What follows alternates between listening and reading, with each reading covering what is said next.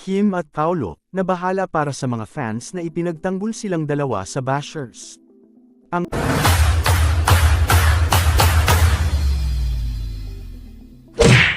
Kim Pao na tambalan, na binubuo ni Kim Chiu at Paolo Avellino, ay kasalukuyang nasa sentro ng mga kontrobersya dulot ng mga nag-aalalang tagahanga ni Paolo Avellino. Ayon sa mga ulat, isang hindi maganda at negatibong tweet ang naiparating sa pamunuan ng programa na Asap Natin Ta, na nag-anunsyo ng paparating na guesting ng Kim Pao. Ang mensaheng ito ay tila nagbigay daan sa mga alalahanin ng mga tagahanga at nagbigay ng malaking epekto sa sitwasyon. Ang tweet na ito ay may kasamang caption na nagsasabi na, "Hindi ka makakaligtas sa pamatay na kilig na hatid ng isa sa pinakasikat na love teams, ang Kim Pao." Sa kabila ng positibong tono ng caption na ito, ang mga sumunod na reaksyon at komento mula sa mga tagahanga ni Paolo Avellino ay nagbigay ng isang madilim na larawan tungkol sa sitwasyon.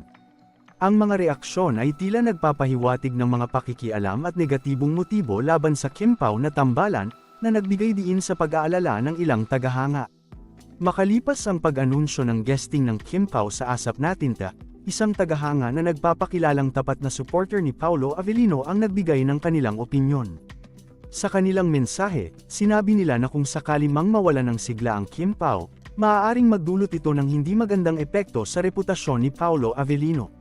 Sinasabi ng tagahanga na posibleng ang mga tagahanga ni Kim Chiu ang magpapasimuno ng mga hakbang upang sirain ang karakter ni Paolo Avellino. Ang kanilang pahayag ay tila nagpapahiwatig ng isang posibilidad na ang mga tagahanga ni Kim Chiu ay magiging agresibo sa kanilang mga aksyon, na naglalayong lumikha ng mga iskandalo o magpakalat ng mga negatibong impormasyon laban kay Paolo. Ang ganitong klase ng reaksyon ay hindi bago sa industriya ng showbiz, kung saan ang mga tagahanga ng magkaibang artista ay madalas na nagkakaroon ng mga alitan.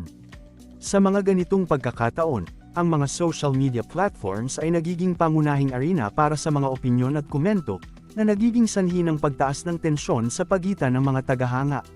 Sa kaso ng Kim Pao, tila ang alitan na ito ay lumalabas mula sa mga alalahanin ng mga tagahanga tungkol sa posibleng pagkakaroon ng epekto sa kanilang idolo.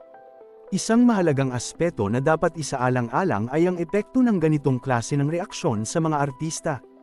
Ang mga pahayag at aksyon ng mga tagahanga ay may direktang epekto sa mental at emosyonal na kalagayan ng mga artista. Sa kaso ng Kim Pao, ang hindi magandang mensahe na natanggap ng pamunuan ng ASAP ay maaaring magdulot ng tensyon at hindi pagkakaunawaan sa pagitan ng mga pangunahing tauhan at kanilang mga tagahanga. Ang mga ganitong sitwasyon ay maaaring magresulta sa hindi kinakailangang drama na maaaring magpahina sa relasyon ng mga artista sa kanilang mga taga-suporta.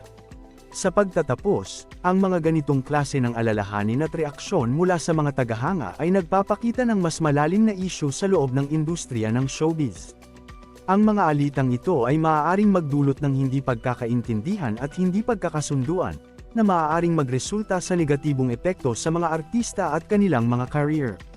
Ang sitwasyon ng Kim Pao ay nagsisilbing paalala na ang suporta at pagmamahal ng mga tagahanga ay dapat na nakaugat sa positibong paraan, at ang mga hindi pagkakaunawaan ay dapat na ayusin sa paraang mapanatili ang integridad at respeto sa lahat ng mga kasangkot.